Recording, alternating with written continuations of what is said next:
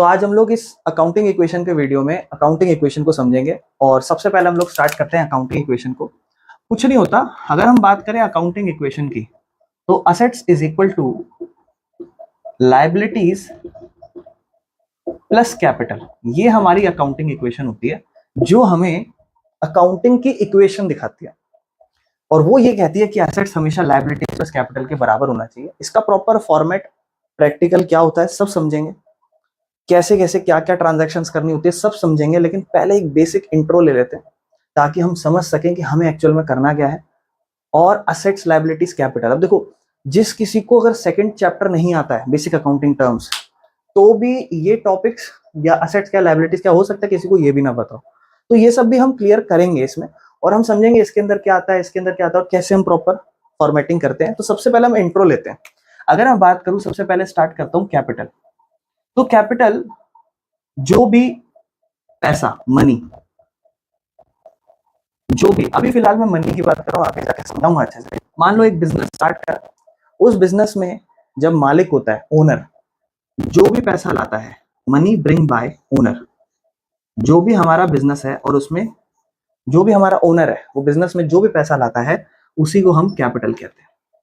यानी कि business start करा, बिजनेस स्टार्ट करके जो भी पैसा मालिक ला रहा है उसी को हम कैपिटल कहते हैं। यानी कि बिजनेस स्टार्ट करा, पैसा जो भी लाया, अभी फिलहाल मैं सिर्फ मनी की बात कर रहा हूं, आगे जाके चीजें और समझाऊंगा। लेकिन फिलहाल इतना समझ लो, एक बिजनेस स्टार्ट हुआ, उसमें जो बिजनेस मालिक पैसा ला रहा है दैट इज कॉल्ड कैपिटल। इसके बाद अगर हम बात करें लायबिलिटीज की, बड़े ध्यान से समझना। तो लायबिलिटीज वो सारी अमाउंट्स होती हैं जो ड्यू होती है। मतलब जब आप बिजनेस स्टार्ट करोगे तो हो सकता है आपके पास इतना सारा पैसा ना हो, कहीं से आप कुछ ना कुछ उधार मांग के भी आए। तो जो भी पैसा आप बिजनेस में आपके पास है, लेकिन या मान लो आपके पास बिजनेस में जब आप बैठे हो और आप ये फील कर रहे हो कि देयर इज समथिंग जो आपको किसी को चुकाना है, कर्जा है, कुछ चुकाना है, कोई चीज है जिसकी पेमेंट करनी है, बोझ नहीं फील कर रहे होते कि अरे हाँ ये भी तो ये भी करना है, अभी तो वो भी करना है, अभी तो ये जिम्मेदारी है, अभी तो इसके लिए लायबल हूँ, अभी तो उसके लिए, दैट इज कॉल्ड लायबिलिटीज। ऐसी कोई भी चीज बिजनेस में, ऐसा कोई भी खर्चे, ऐसी कोई भी चीज जिसको आपको कल को किसी को पे करना है, दैट इज कॉल्ड लायबिलिटी। यानी कि ऐसी चीज जो ड्यू है लेकिन हमने अभी तक पे नहीं करी है, ड्यू बट नॉट पेड, है ना, कोई भी एक तरीके से काइंड ऑफ कर्जा। ऐसी कोई भी चीज, जैसे मैं बिजनेस स्टार्ट कर रहा हूँ, बिजनेस स्टार्ट करते हुए मुझे 50,000 रुपए चाहिए, मेरे पास 30,000 रुपए है, तो 30,000 रुपए जब मैंने बिजनेस में लगाया दैट इज कॉल्ड कैपिटल। लेकिन 20,000 रुपए की कमी पड़ रही है, मेरा कोई दोस्त था या कोई भी था आउटसाइडर जिससे मैंने 20,000 रुपए का लोन ले लिया, तो that loan is liabilities, because ये आपको कल को किसी को वापस पे करनी है। ठीक है ना। कैपिटल भी एक तरीके की लायबिलिटी होती है, क्योंकि आपने मालिक को, बिजनेस को पैसा दिया, कल को आपको भी बिजनेस बंद होगा, वापस ले जाओगे। उस पर हम ज्यादा डीपली बात नहीं कर रहे, that is a part of basic accounting terms. Assets की बात करें, ऐसी कोई भी चीज which is recoverable in future, ऐसी कोई भी चीज which is recoverable in future, या फिर ऐसी कोई भी चीज जो फ्यूचर में बेनिफिट दे। मैं कैश लेकर आया बिजनेस में, पैसा लेकर आया, ये पैसा मुझे भविष्य में फायदा देगा, ये मेरी एसेट्स है। उसके बाद जब मैंने बिजनेस स्टार्ट करा, तो बिजनेस स्टार्ट करके मैं फर्नीचर लाके सजा के रख दिया अपने बिजनेस में, ये मुझे भविष्य में फायदा देगा, इसका मैं यूज करूंगा, फायदा देगा। तो ऐसी कोई भी चीज जो बिजनेस में रिकवरेबल हो या फिर बिजनेस में फ्यूचर बेनिफिट दे आपको, फ्यूचर बेनिफिट दे आपको, दैट इज कॉल्ड असेट्स। भविष्य में फायदा दे आपको, ऐसी कोई भी चीज जो असेट। और इसी की पूरी इक्वेशन हमारी अकाउंटिंग इक्वेशन होती है, जहां हम असेट्स, लायबिलिटीज और कैपिटल को समझते हैं। अब मेरी बात ध्यान से सुनना। असेट्स बहुत सारे टाइप्स की होती है। असेट्स में पैसा है, कैश, अगर एक बिजनेस में कैश पड़ा है तो ये असेट्स है, बिकॉज ये भविष्य में आपको फायदा देगा। इसकी मदद से आप चीजों को यूज कर सकते हो, यूटिलाइज कर सकते हो। सेम यही कैश अगर बैंक में हो तो हम इसे बैंक कहेंगे। पैसा तो वो भी पैसा ही है, बट वो बैंक का पैसा है, बैंक में तो वो बैंक, ये भी हमारा असेट्स ही है। या मान लो स्टॉक या गुड्स। अब मान लो मैं जिस चीज का व्यापार करता हूं, मैं जिस चीज का व्यापार करता हूं वो मेरे लिए स्टॉक कहलाएगा। मान लो अगर मैं बुक्स का व्यापार करता हूँ, बुक्स का बिजनेस करता हूँ, बुक्स बनाता हूँ बेचता हूँ, कॉपीज बनाता हूँ बेचता हूँ, पेन बनाता हूँ, मार्कर बनाता हूँ बेचता हूँ, तो ये मेरे लिए गुड्स कहलाएंगे। और ये भी मेरे असेट्स हैं, बिकॉज इनको मैं बेच के भविष्य में फ्यूचर बेनिफिट्स कमाऊंगा। क्लियर है। इसके अलावा और भी कोई असेट्स, जैसे कि मशीनरी या मशीन, ठीक है ना, फर्नीचर, ठीक है, लैंड एंड बिल्डिंग, ठीक है, लैंड एंड बिल्डिंग। या मान लो कोई बड़े बड़े प्लांट्स, प्लांट्स एंड प्रोजेक्ट नहीं होते उस टाइप, पौधे वाले नहीं, पौधा नहीं, है ना। तो ये सारी चीजें भी मेरी एसेट्स है, बिकॉज इनको जब मैं खरीदूंगा बिजनेस में, मेरे बिजनेस में होंगे, तो ये मुझे भविष्य में फायदा देंगे। अगर मैं इन्हें बेचने भी, पहली चीज तो मैंने यूज करूंगा तो यूटिलाइज होंगे, फायदा देंगे, और कल को बेच भी दूंगा तो बिक भी जाएंगे। तो ये सारी वो चीजें हैं जो मुझे भविष्य में फायदा देती है। यहाँ पर मैं मनी की बात को क्यों रोक रहा था, आप समझाता हूँ। अब जो कैपिटल है बिजनेस में, जो मालिक पैसा लाता है, दैट इज कैपिटल। जरूर थोड़ी ना मालिक बिजनेस में पैसा ही लाए, जरूर थोड़ी ना मनी लाए। मनी के साथ हो सकता है कैश ले आए, कैश मतलब कैश तो मनी हो गया, मतलब बैंक ले आए, बैंक से पैसा ले आए। या हो सकता है वो कहे कि मैं मार्कर बनाता हूँ और मार्कर का बिजनेस नया खोलना चाहता हूँ, तो मैं सारे मार्कर का स्टॉक या रॉ मटेरियल उठा के बिजनेस में ले आया। मतलब मैं बिजनेस शुरू कर रहा हूँ और मेरे पास जिस चीज का मैं बिजनेस शुरू कर रहा हूँ वो बनाने की मशीन पड़ी है, तो मैं बिजनेस में वो उठा के ले आया। और मैं उसके बाद कैश लाया 50,000 रुपए का, और मशीन की कॉस्ट मान लो 30,000 रुपए, तो मैं कह रहा हूँ मैं तो सिर्फ कैपिटल 50,000 रुपए लाया हूँ। तो कैश में बिजनेस में 30,000, कैश में बिजनेस में मान लो 50,000 लाया हूँ, और उसके बाद मैं कह रहा हूँ 30,000 रुपए की मशीन अलग से लाया हूँ। तो मैं बिजनेस में कह रहा हूँ कि मेरी तो कैपिटल से 50,000 है, नहीं, मेरी कैपिटल 80,000 रुपए है, बिकॉज मैं बिजनेस में मशीन भी लेकर आया हूँ जो बिजनेस में यूजफुल है। मान लो और मैं बिजनेस में कार ले आऊं, बाइक ले आऊं उठा के, और वो मेरी हो, और मैं फिर उसको बिजनेस के लिए यूज करूं, तो वो जो कार और बिजनेस की जो भी वर्थ है उतनी ही मेरी कैपिटल और बढ़ जाएगी, बिकॉज वो मैं बिजनेस में यूज करा रहा हूं एज एन एसेट्स। तो बिजनेस में मालिक कैश लाता है, कैपिटल कैश लाता है, बैंक लाता है, स्टॉक लाता है, गुड्स लाता है, मशीन लाता है, फर्नीचर लाता है, ये सब भी ला सकता है कैपिटल मालिक। तो ये हमारी बेसिक असेट्स, लायबिलिटीज, कैपिटल, जो समझनी बहुत ज्यादा इंपॉर्टेंट थी।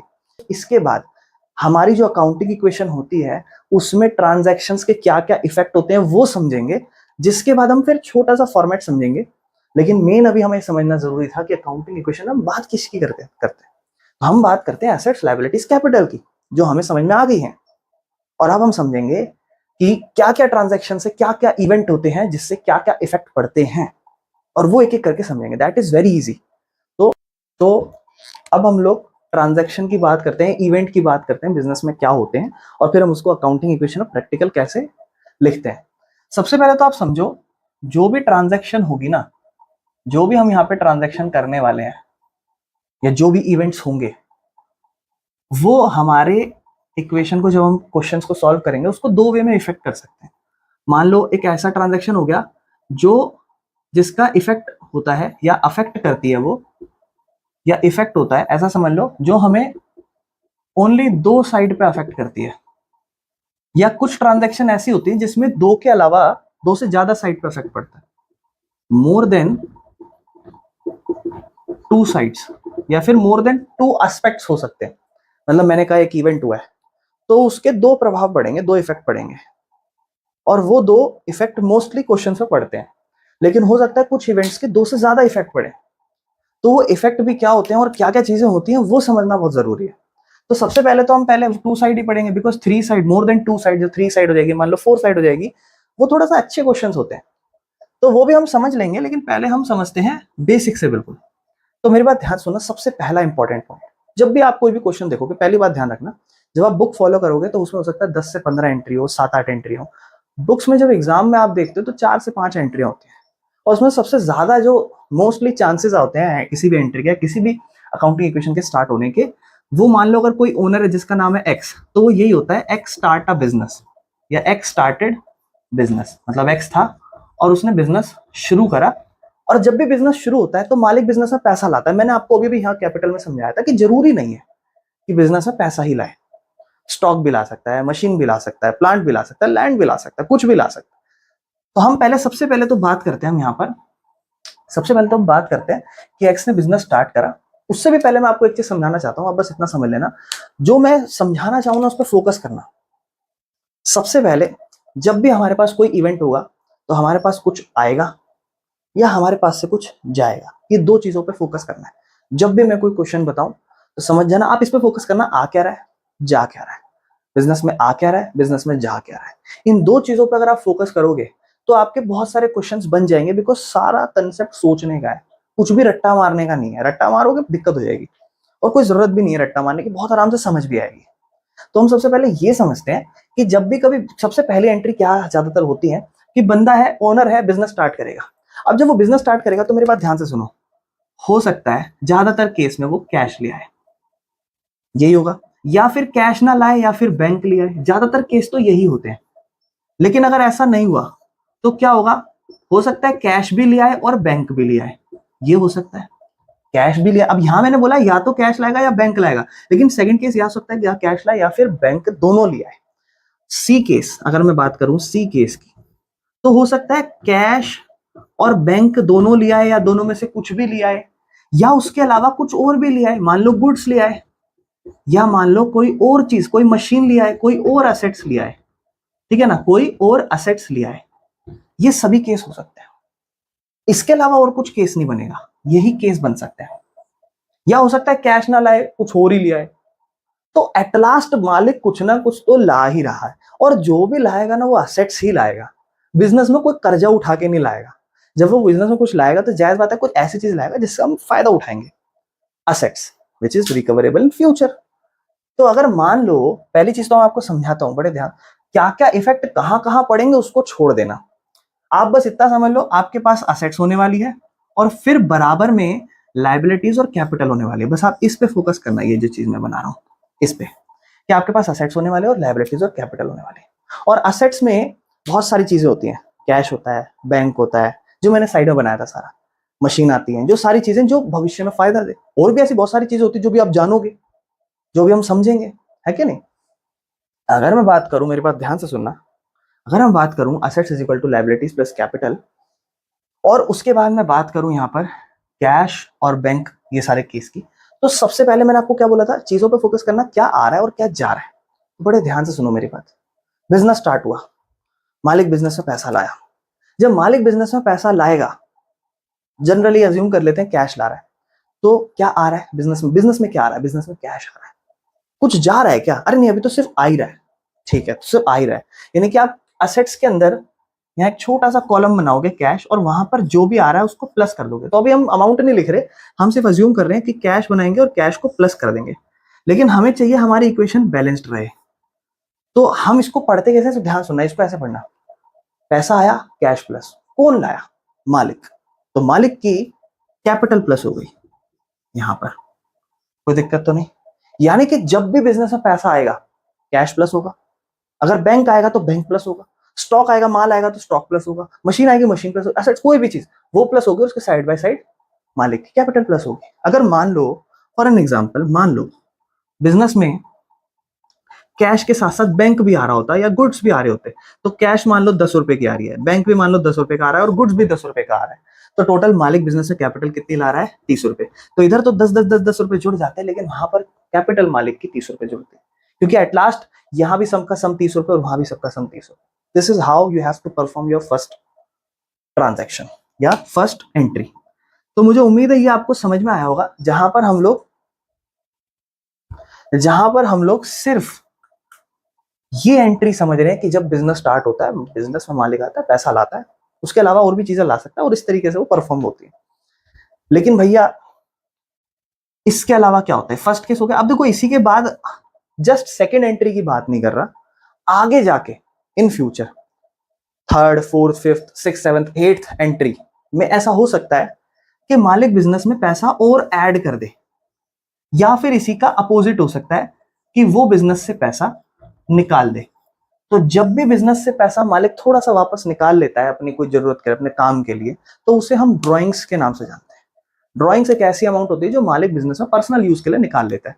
इसमें आपको कंफ्यूज करेगा बतेरे सारे तरीके बना के, और इसमें भी आपको कंफ्यूज करेगा बतेरी सारी लैंग्वेज बना के, कि मालिक ने अपने घर की संपत्ति बेची, बिजनेस में पैसा लाया, या मालिक की बेटी की बहुत जरूरत थी पढ़ाई की, कंप्यूटर बेचा, ओ सॉरी माल बेचा, या सॉरी बिजनेस का पैसा उठाया और जाके अपनी बेटी को कंप्यूटर दिलाया। हमें नहीं फर्क पड़ रहा भाई मालिक क्या करे, बाहर में जाए, हम चला रहे बिजनेस, हम है बिजनेसवासी। हमारी नजर में अगर बिजनेस में मालिक पैसा लाएगा तो हम ऐड कर देंगे, अगर ले जाएगा तो हम हटा देंगे। हमें नहीं फर्क पड़ रहा क्या हो रहा है क्या नहीं हो रहा, हमारी नजर में क्या हो रहा है हम तो वो देखेंगे, because we are a firm, business की फर्म, दुकान है हम लोग। तो अगर बिजनेस में पैसा ऐड हुआ फर्दर दोबारे, तो आप खुद सोचो ना, अगर बिजनेस में मान लो फिर इन फ्यूचर कैश आ गया, या बिजनेस में बैंक आ गया, या दोबारे कभी कुछ भी हुआ, तो जायज बात है दोबारे प्लस हो जाएगा असेट्स और कैपिटल, कैश और कैपिटल, बैंक या फिर कैपिटल, गुड्स या फिर कैपिटल। यानी कि बिजनेस में दोबारे भी तो ये सारी चीजें हो सकती हैं। तो ये सब चीजें जब दोबारे हो सकती है तो बिजनेस में पैसा भी दोबारे आ सकता है, तो दोबारे आएगा तो दोबारे लिख देंगे प्लस प्लस दोनों में। लेकिन अगर पैसा निकाल लिया तो तो भैया निकाल लिया तो जैसे प्लस करा था वैसे माइनस कर दो, सिंपल सी तो चीज है। अगर कैश से पैसा ले गया तो कैश माइनस और मालिक की कैपिटल माइनस कर दो, सिंपल सी ही तो बात है। वो दिक्कत क्लियर है, कुछ भी नहीं है इसमें। तो पैसा जब लाएगा तो जोड़ दो, ले जा रहा है वापस तो माइनस कर दो। कभी कभी मालिक ना क्या करता है, बड़े ध्यान से सुनना, जब ड्राइंग्स करता है ना, बिजनेस का गुड्स ही उठा के ले जाता है, भले वो बिजनेस में गुड्स लाया नहीं हो। कभी बिजनेस में मान लो हमने बिजनेस की ट्रांजैक्शन करते हुए हमने खुद ने खरीदा, बिजनेस ने खरीदा, लेकिन मालिक को लगा अरे क्या बिजनेस में क्या माल पड़ा है, अपने घर ले जाके खा के बना दो। यानी कि बिजनेस में गुड्स पड़ा था यहाँ पे, मान लो ऐसा बिजनेस में गुड्स पड़ा था, मान लो 15 रुपए पड़ा था और कैपिटल भी ऐसे 15 रुपए पड़ी थी।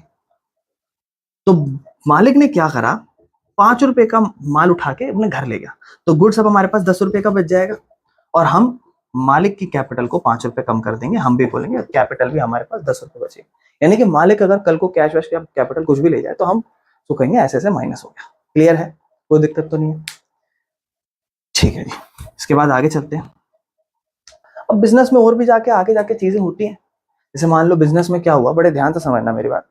बिजनेस चल रहा था और बिजनेस में चलते चलते आप आगे जाके और भी चीजें कर दोगे। ये तो सारी मालिक से रिलेटेड चीजें हो गई जो मैंने आपको बताई। हालांकि अभी एक चीज रह गई है, अगर मैं इसको अभी समझा दूंगा तो बहुत ज्यादा कंफ्यूजन ना हो जाए, इसीलिए वो कंफ्यूज करने वाला भी टॉपिक है, तो उसको मैं बाद में समझाऊंगा। फिलहाल मैं जो आपके सामने बात कर रहा हूँ एक फर्स्ट बेसिक केस की बात कर रहा हूँ, बिजनेस में पैसा आएगा, मालिक ऐसे ऐसे लाएगा। ठीक है, अब हम लोग इसके बाद दो चीजें खरीदेंगे बिजनेस में, क्योंकि हमारा बिजनेस का काम है, तो हम या तो वो गुड्स खरीदेंगे या फिर हो सकता है उसके अलावा हम कोई एसेट्स खरीदेंगे। इन दो चीजों के अलावा हम और कुछ नहीं खरीदते बिजनेस में, सिर्फ ये दो ही चीज खरीदी जाती है। और इन दोनों चीजों को भी दो तरीके से खरीदा जा सकता है, या तो हो सकता है कैश खरीदा जा सकता है, या हो सकता है उनको उधार में खरीदा जाए। सेम इसमें भी असेट्स खरीद ली, कोई कैश खरीद ली और दो, या तो कोई क्रेडिट खरीद। इन दोनों को मैंने अलग इसलिए लिखा है बिकॉज दोनों अलग चीज है ना। असेट्स की अगर हम बात करूं, उसमें कैश की बात करूं, तो गुड्स आपके बिजनेस का सामान है, बिजनेस में जिसका व्यापार करते हो उसको जब खरीदोगे तो वही असेट्स के अंदर गुड्स है। अगर मान लो मैं आपसे पूछूं, गुड्स थे 5 रुपए के, उसको कैश में खरीद लिया, इसका भी एक सिचुएशन बताऊंगा आपको कि पता कैसे चलता है कैश में खरीदा क्रेडिट में खरीदा, इसमें कंफ्यूज करता है आपको, उसको भी मैं समझाऊंगा। बट एट लास्ट सबसे पहले मैं आपको ये समझाता हूँ कि गुड्स हमने खरीदे हैं 5 रुपए के कैश में। तो आप खुद सोचो क्या आ रहा है बिजनेस में, गुड्स खरीद रहे हैं, खरीदना मतलब परचेज करना, गुड्स आ रहा है, क्या जा रहा है, पैसा जा रहा है। गुड्स आएगा, गुड्स प्लस असेट्स के अंदर ही, और असेट्स के अंदर ही कैश होती है, वही माइनस हो जाएगी और गुड्स प्लस हो जाएगा। बेसिक सी बात है, देखो कुछ भी नहीं है, आप खुद ही बता पा रहे होगे। लेकिन अगर भैया उधार में खरीद लिया तो भैया उधार में जब हम खरीदेंगे, मान लो 5 रुपए का गुड्स था, उधार में खरीदा, तो भैया गुड्स तो प्लस होगा, गुड्स तो प्लस होगा, लेकिन पैसा नहीं जाएगा, पैसा तो नहीं जाएगा, तो कुछ तो होगा ना भैया, क्योंकि अभी हम पढ़ रहे हैं दो जगह अफेक्ट पड़ता है। तो गुड्स तो आ गया लेकिन कुछ गया नहीं भैया। एक्चुअल में हुआ कि आपने उधार में खरीदा है, तो अब आप इसको सोचो, असेट्स तो है नहीं, कैपिटल में भी कुछ फर्क नहीं पड़ रहा, अब लायबिलिटी का रूल आएगा, क्योंकि आपने गुड्स तो ले लिया लेकिन आपको कल को उसको पैसा वापस करना पड़ेगा।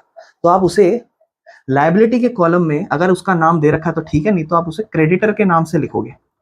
क्रेडिटर वो होता है जिससे हम उधार में सामान खरीदते हैं और उसे कल को हमें गुड्स या फिर सामान का पैसा वापस देना होता है, वो हमारा क्रेडिटर होता है। यानी कि इस सिचुएशन में गुड्स आ गया, लायबिलिटी बढ़ गई, पैसा नहीं गया ना, एक केस में तो पैसा चला गया था लेकिन एक केस में तो पैसा आ गया, ये केस होता है हमारा। मुझे उम्मीद है आपको समझ में आएगा। और मेरे भाइयों बिल्कुल सेम केस असेट्स में भी यही होता है। असेट्स खरीदोगे तो यहाँ गुड्स की जगह बस कुछ मत करो, असेट्स लिख दो। जब असेट्स खरीदोगे कैश में तो असेट्स आएगी, पैसा चला जाएगा।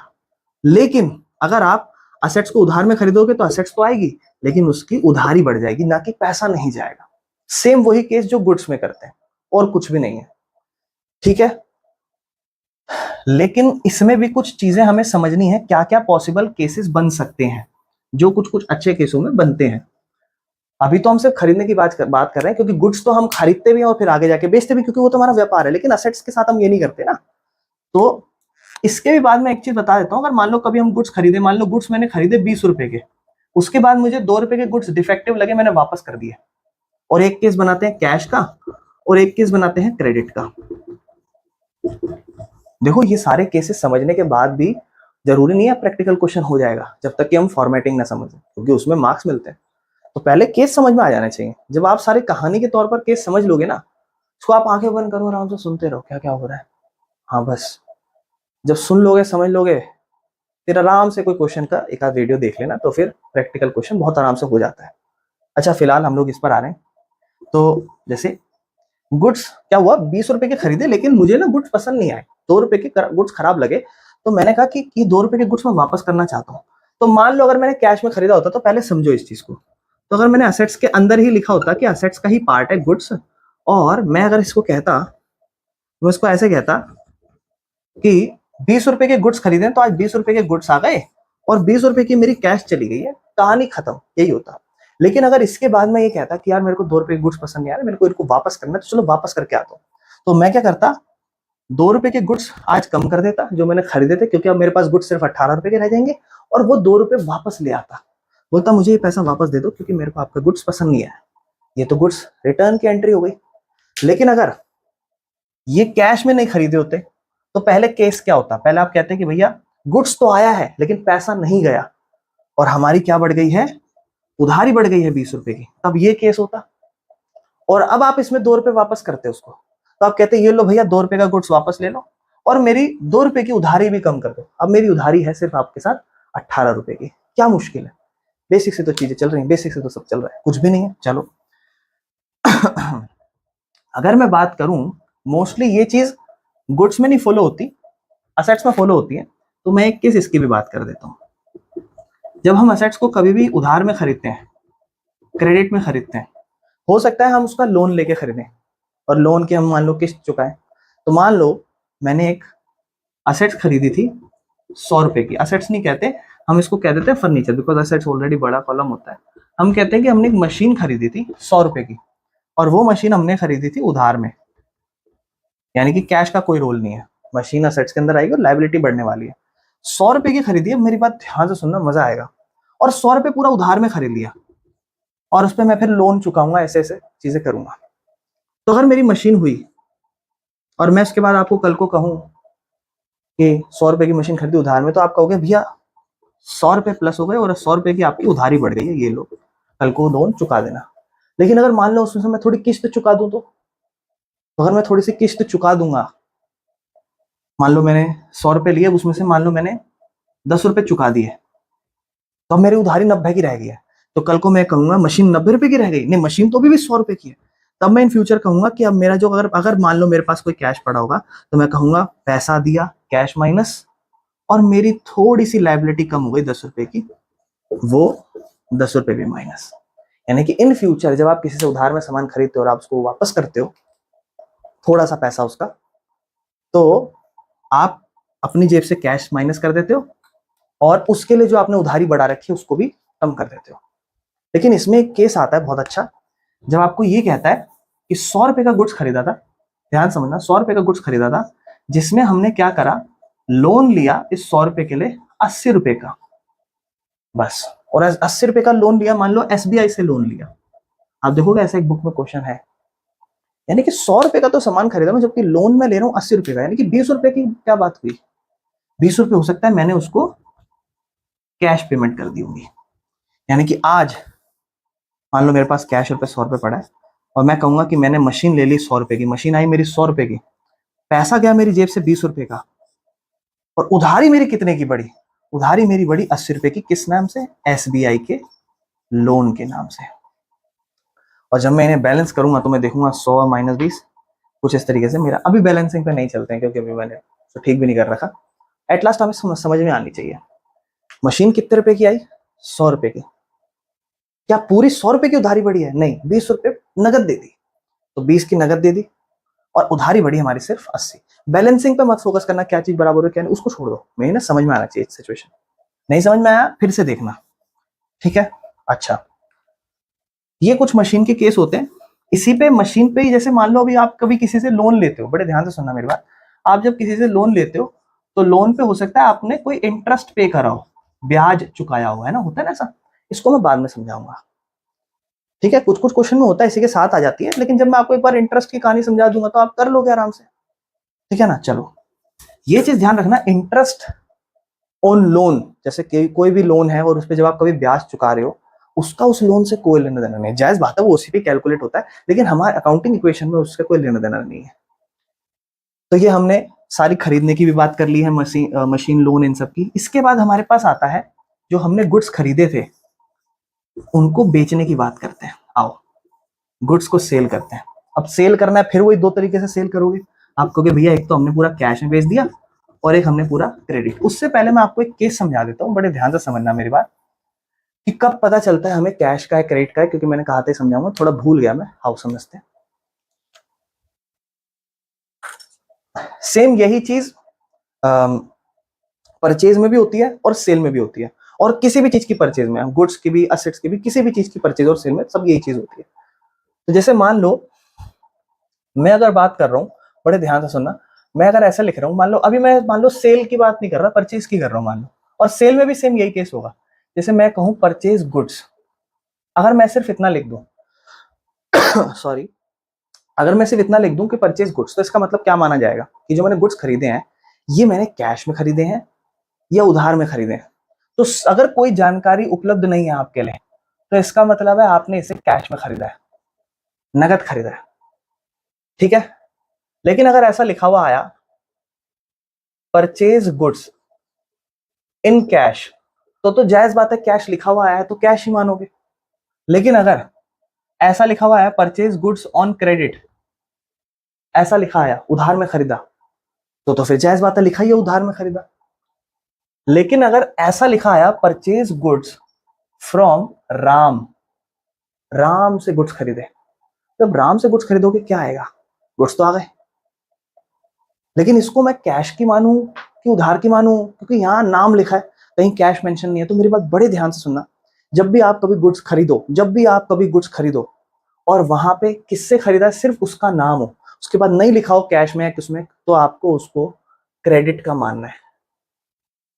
बस इतना ध्यान रखना है, आपको उसको मानना है क्रेडिट का। क्लियर है? जब भी आप कभी गुड्स खरीदो और आप उन गुड्स को सिर्फ उसके आगे नाम मेंशन हो, तो इसका मतलब वो उधार के। लेकिन अगर ऐसा लिखा हुआ है purchase goods from Ram in cash, तो यहां तो नाम भी यूज हो गया और कैश भी यूज हो गया, तो क्या करें? तो भैया वो ऑलरेडी कैश बोल चुका है, नाम दे दिया बट कैश तो बोल ही दिया ना। और अगर राम के आगे ऑन क्रेडिट बोल दे, तो इसका मतलब भी ऑलरेडी क्रेडिट हो चुका है। लेकिन अगर कहीं पर भी सिर्फ नाम आए, सिर्फ नाम, दैट इज क्रेडिट, और कहीं कुछ भी मेंशन ना हो तो कैश। क्लियर है? मुझे उम्मीद है आपको समझ में आ गया होगा। सेम यही सेल्स के साथ भी है। तो अब सेल पे बात करते हैं। अगर कैश में सेल कर दी तो ये हमारा असेट्स होगा, ये हमारा capital plus liability, liability plus capital, और यहाँ पे हमारे पास गुड्स पड़े और यहाँ हमारे पास थोड़ा सा कैश का कुछ कॉलम पड़ा है। अगर मान लो मैंने किसी को कैश में माल बेच दिया 5 रुपए का, तो मेरे बिजनेस से माल चला जाएगा और मेरे बिजनेस में पैसा आ जाएगा। सिंपल सी बात है, माल गया पैसा आ गया, खत्म, बेसिक सी बात है। लेकिन अगर मैं कैश में ना बेचूं, उधार में बेचूं, तो आप कहोगे भैया माल तो अब भी जाएगा, पैसा नहीं आएगा, लेकिन पैसा कल को आएगा। और मैं आपको स्टार्टिंग में बताया था, जब भी कोई भी चीज भविष्य में फायदा दे, दैट इज असेट्स, यानी कि ये असेट्स के अंदर ही आएगा, और ये आएगा डेटर के नाम से। बड़े ही ध्यान से समझना, इसे डेबिटर कहते हैं। वो डेबिटर में बी साइलेंट है, डेटर पढ़ा जाता है। और सेम वही हमने क्रेडिटर पढ़ा था। जब हम किसी को उधार में सामान खरीदते हैं किसी से, तो वो हमारा क्रेडिटर होता है। लेकिन जब हम किसी से उधार माल किसी को बेचते हैं और फिर उसको कहते हैं कि तुम हमारे क्या कहलाओगे, तो डेटर। मतलब जिसको हम उधार माल बेचे और उससे कल को पैसा लेना हो, that is our debtor. Clear है? तो माल तो चला गया लेकिन पैसा कल को आएगा, तो हम आज उसको एक नाम दे देंगे कि now you are my debtor, आप मुझे कल को पैसा दोगे, आप मेरे डेटर हो। ये मोस्टली सिर्फ गुड्स के केसेस में होता है, सामान बेचने के केसेस में। उसके अलावा किसी और चीज में मत लिख देना, ठीक है? उधार में। अब इसमें होता है प्रॉफिट वाला सीन, जो मोर देन 3 साइड होता है, क्योंकि मोर देन 2 साइड के मोस्टली केसेस हम समझ चुके हैं। तो 3 साइड वाला केस भी समझना, अब समझ में आएगा, बहुत ध्यान से समझना है इसको। पहले मैं आपको बहुत आसान केस समझाता हूं। ये हमारे पास लायबिलिटी, हमारे पास कैपिटल है, तो बड़े ध्यान से समझना मेरी बात। मैंने क्या करा, 5 रुपए के मेरे गुड्स थे, जिसको मैं ऐसे लिख रहा हूं, उनकी कॉस्टिंग 5,000 रुपए है, 5 रुपए सॉरी, और मैंने उसको 8 रुपए में सोल्ड कर दिए और कुछ नहीं बोल रहा, या फिर मान लो सिर्फ कैश बोल रहा हूँ, कुछ नहीं बोल रहा, इसका मतलब कैश ही है, और बोल रहा हूँ कैश तो कैश ही है। यानी कि मेरे पास सामान था 5 रुपए का और मैंने आज उसे बेचा 8 रुपए में। ठीक है, आप मुझे बताओ सामान कितने का जाएगा? आप बोलोगे भैया 5 का या 8 का, कंफ्यूजन है। देखो सामान 5 का था, बेचा 8 में, लेकिन सामान तो 5 का ही जाएगा, तो गुड्स 5 रुपए का जाएगा, लेकिन पैसा कितना आएगा? 8 रुपए। अगर आप इसको बैलेंस करोगे तो आप ये देखोगे भैया जितना माइनस होता है उतना ही प्लस होना चाहिए, जितना प्लस है तो दूसरी तरफ भी उतना प्लस, दोनों इफेक्ट सेम होने चाहिए। ये तो थोड़ा अलग है। पैसा जा माल 5 रुपए का, 8 प्रॉफिट वाला सिचुएशन है कि नहीं है? हाँ, 3 रुपए का प्रॉफिट। तो इस सिचुएशन में, इससे पहले मैं आपको एक चीज समझाता हूँ, बिजनेस में कभी भी प्रॉफिट हो रहा हो या नुकसान हो रहा हो, प्रॉफिट हो रहा हो या नुकसान हो रहा हो, तो उसे आप कैपिटल में प्लस करते हो अगर प्रॉफिट है, और माइनस करते हो अगर वो लॉस है। तो इस केस में आप कहोगे भैया 3 रुपए का प्रॉफिट हो रहा है, तो आप ये दोनों एंट्री करने के बाद तो यहाँ पर प्लस का 3 रुपए करोगे। और इसको समझना तो ऐसे समझो ना, देखो 8 - 5, यहाँ से प्लस का 3 बैलेंस और वहां भी प्लस का 3 बैलेंस। ये बात नहीं समझ में आई, इसको छोड़ देना और इसको समझना भी मत, लेकिन ये 3 चीजें समझो। अब देखो ना, यहाँ 3 साइड पे इफेक्ट पड़ रहा है। ऐसी ट्रांजेक्शन्स जिनका मोर देन 2 साइड इफेक्ट पड़ता है, मुझे उम्मीद है आपको समझ में आया होगा। इसमें हम ट्रांजेक्शनों के मोर देन 2 साइड इफेक्ट पड़ा रहे हैं। क्लियर है? अब इसी में उधार का भी सीन आ जाता है। जैसे 5 रुपए का गुड्स था, कॉस्ट थी 5 रुपए की, 8 रुपए में बेचा, लेकिन उधार में बेचा, तो आप कहोगे गुड्स कितने का गया? आप कहोगे भैया गुड्स गया 5 रुपए का। पैसा कितना आ रहा है? आप बोलो भैया पैसा तो आ ही नहीं रहा, कल को आएगा। कल को आने वाला पैसा जब आप सामान बेचते हो तो आप उसे क्या नाम देते हो? आप उसे नाम देते हो डेटर। आप कहोगे भैया कल को पैसा आएगा 8 रुपए, फायदा तो अभी भी हो रहा है ना, भले ही पैसा कल को आए, फायदा तो हो ही रहा है ना, तो फायदा हो रहा है तो अभी भी लिख दो कैपिटल 3 रुपए। क्लियर है? समझ में आया? यानी कि गुड्स गया 5 रुपए का, पैसा आया नहीं, कल को आएगा 8 रुपए, फायदा तो हो गया ना आज। आपने पढ़ा होगा बेसिक अकाउंटिंग टर्म्स में कि ट्रांजैक्शन हम तब मानते हैं जब वो इवेंट हो जाता है। और मैं किसी को गुड्स बेच रहा हूँ, भले उधार बेच रहा हूँ, भले पैसा 10 साल बाद या 5 साल बाद आए या 2 महीने बाद आए, लेकिन आज गुड्स बेच दिया तो वो ट्रांजैक्शन हो गई है, प्रॉफिट मान लूंगा आज, भले पैसा कल को कभी भी मिले। तो मुझे उम्मीद है आपको ये केस भी समझ में आया होगा। इसमें भी हो सकता है कि कल को कभी पूरा पैसा दे, पूरा ना दे, वो भी एक अपने आप में अच्छी ट्रांजैक्शन होगी। ऐसा ही सेम ऐसी चीजें हो सकती है कि कुछ गुड्स बेचे 20 रुपए के और 30 रुपए के, कहता है 20 रुपए कैश में बेचे और 30 रुपए क्रेडिट में बेचे। तो अगर कैश में बेचेगा तो गुड्स टोटल कितने रुपए के गए? आप बोलोगे भैया गुड्स टोटल 50 रुपए के गए और कैश आ गया 20 रुपए, और कल को उधारी आएगी 30 रुपए। क्या आपको पूरा केस समझ में आया? गुड्स टोटल 50 रुपए के गए, 20 रुपए कैश में गए और 30 रुपए उधार में गए। इसका मतलब गुड्स तो टोटल 50 के चले गए, कैश 20 रुपए आ गया, और कल को उधार में 30 रुपए आ जाएगा। इसके बाद मैं यहां पर बात करता हूं, मोर देन 2 से 3 साइड भी हम समझ लिए। इसके बाद जो नेक्स्ट प्रोबेबली केस बनेगा हमारा, वो सारे एक्सपेंसेस और इनकम के ऊपर बनेगा। बहुत सिंपल है, कुछ भी नहीं करना आपको। आपके बिजनेस में अगर कोई एक्सपेंस हो रहा है तो आप उसे चुकाओगे, कैश में चुका दोगे या बैंक में चुका दोगे। अगर आपके बिजनेस में कैश या बैंक का नुकसान हुआ तो कैश या बैंक में से माइनस, और सिंपल है दूसरा कैपिटल है माइनस, क्योंकि मैंने आपको अभी बताया था कोई भी फायदा हो आ जाएगा, फायदा प्लस कर दोगे कैश में, और फायदा हो जाएगा कैपिटल में प्लस कर दोगे। कोई भी नुकसान हो चुका दो, कैश में चुका दो, और उस पर नुकसान हो रहा है कैपिटल में माइनस कर दो।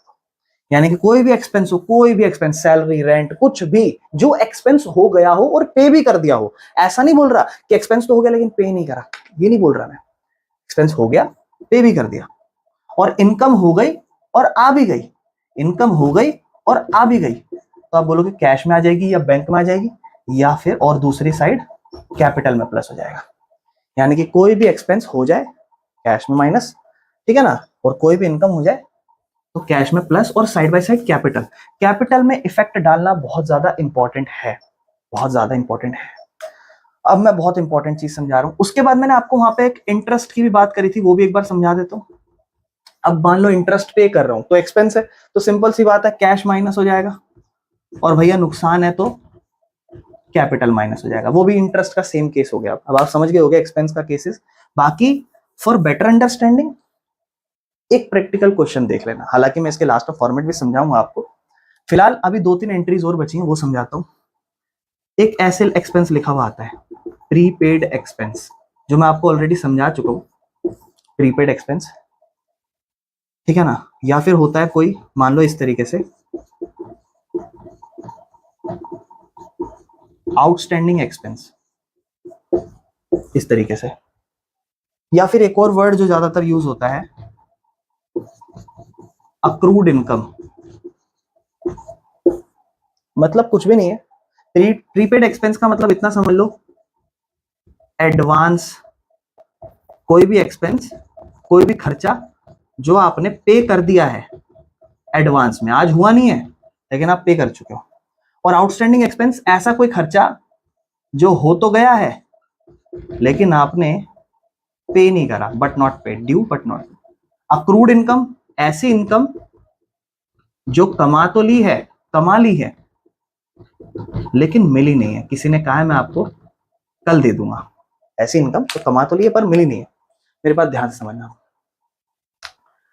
प्रीपेड एक्सपेंस है, ये ऐसा एक्सपेंस है जो आज हुआ नहीं है, कल को होगा, लेकिन आज पैसा ऑलरेडी एडवांस में पे कर दिया।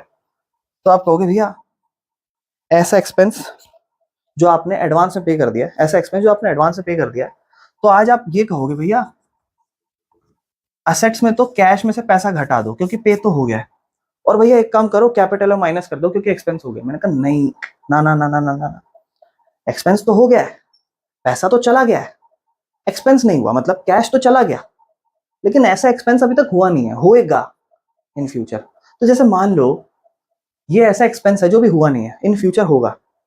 जब ये इन फ्यूचर होगा तो जब ये होगा तब मानो ना इसको एक्सपेंस, अभी तो ये हुआ ही नहीं। तो ऐसा एक्सपेंस जो भी हुआ ही नहीं है लेकिन पे तो कर दिया है, तो कैश से तो पैसा चला जाएगा, बिल्कुल सही है। लेकिन इन फ्यूचर, बड़े ध्यान से समझना, इन फ्यूचर इसका कोई यूटिलाइजेशन होना है, यानी कि पैसा तो चला गया, माइनस हो गया, जब तक उस एक्सपेंस का मैं फायदा नहीं उठा लूं तब तक मैं उसे असेट्स मानूंगा, प्रीपेड एक्सपेंस को, और उसी के अंदर मैं इसको लिखूंगा क्योंकि ये ऐसा एक्सपेंस है जो हुआ तो नहीं है लेकिन मैंने पे कर दिया। तो जब तक, अगर मान लो, जैसे मान लो किसी को मुझे 1000 रुपये देने थे, कोई काम करवाना था, उसने मुझे बोला कि, मैंने उसको कहा ये लो 1000 रुपये ले लो, काम करके दे देना। मान लो कल को करके ना दे, क्या करोगे? पकड़ोगे भाई, ला वापस दे पैसा, तूने मेरा काम नहीं करा। यानी कि आप उसको कहोगे भैया जो एक्सपेंस हमारा हुआ नहीं और उसका आज हमने उसको आज एडवांस से पे कर दिया, तो इसका मतलब जब तक की हम वो काम पूरा ना करवा लें तब तक हम उसको ये कह सकते हैं कि ये मेरी असेट्स है, इससे पैसा मेरा कल को वापस आ सकता है अगर वो मेरा काम पूरा ना करके दे। तो प्रीपेड एक्सपेंस को असेट्स नेचर से कहते हैं, असेट्स नेचर की है, यानी कि इसमें पैसा तो जाता है लेकिन नुकसान नहीं होता, जब तक कि नहीं होता जब तक काम पूरा ना हो जाए। और सेम अगर मैं बात करूं आउटस्टैंडिंग एक्सपेंस, ये क्या है?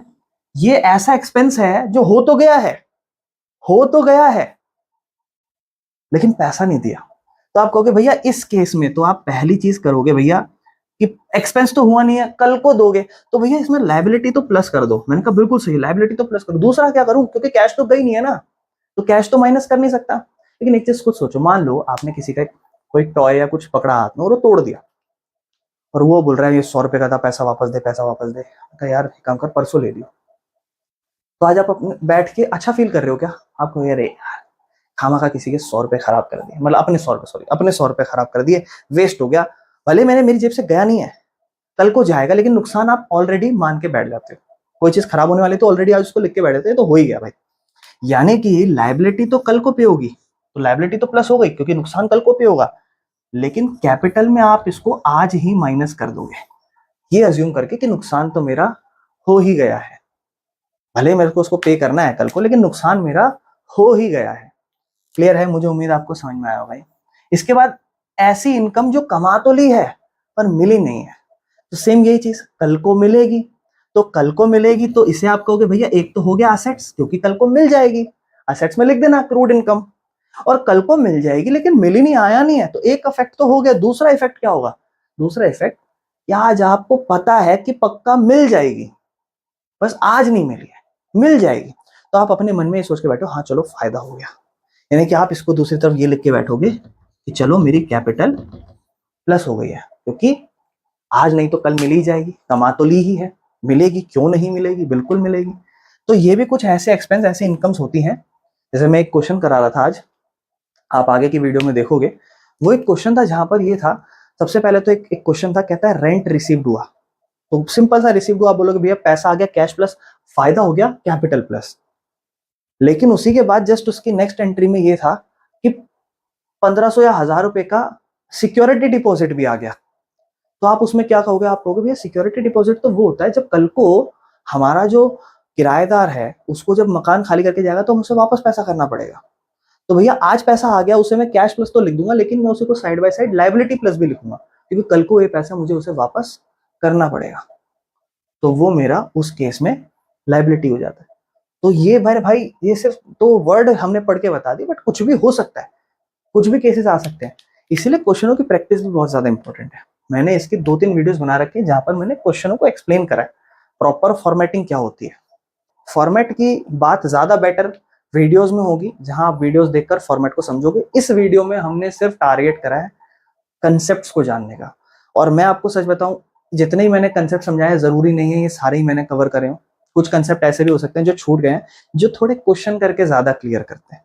तो इसके बाद क्वेश्चन करना बहुत ही ज्यादा इंपॉर्टेंट है। सिर्फ वीडियो से समझना हो सकता है किसी किसी को समझ ही ना आए, क्वेश्चन देखकर ज्यादा समझ में, बिकॉज अकाउंट्स में ऐसा होता है, कुछ क्वेश्चंस प्रैक्टिकल करके हमें ज्यादा क्लैरिटी देते हैं। सो इस वीडियो में हम इतना ही रखते हैं। मुझे उम्मीद है आपको समझ में आया होगा।